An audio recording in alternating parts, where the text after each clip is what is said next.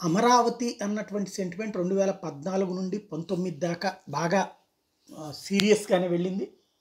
అంత పాజిటివ్ అనినే చంద్రబాబు గారు అనుకున్నారు.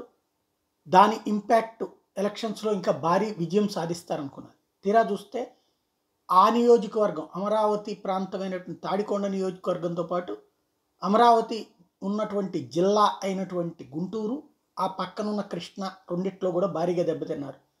ఇక రాయలసీమలో అయితే తెలుగుదేశం చరిత్రలోనే ఎదుర్కొన్నటువంటి పరాభవం కేవలం 3 స్థానాలకు పరిమితం అయ్యారు. ఉత్తరాంధ్ర, గోదావరి జిల్లాలో కూడా దెబ్బతిన్నారు.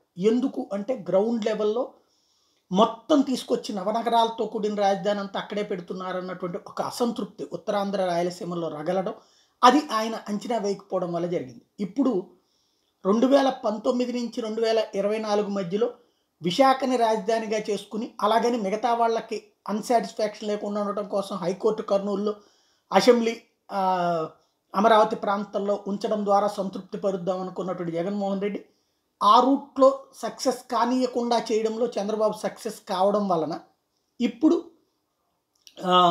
రైతుల అంశం మరొకసారి అమరావతి అంశం తీసుకుని ఎన్నికలకు వెళ్ళాలనుకుంటున్నారు చంద్రబాబు గారు. దానికి ఊతమిస్తున్నది రాజధాని ఫైల్స్.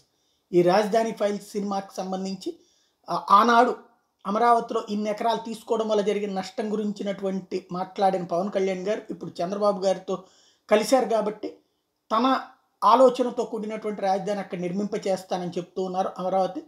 కాబట్టి వీళ్ళిద్దరూ కలిసి రాజధాని ఫైల్స్ సినిమాని ఉండవల్లి ప్రాంతంలో చూడబోతున్నారు. కలిసి ఒకే థియేటర్లో చూడబోతున్నారు.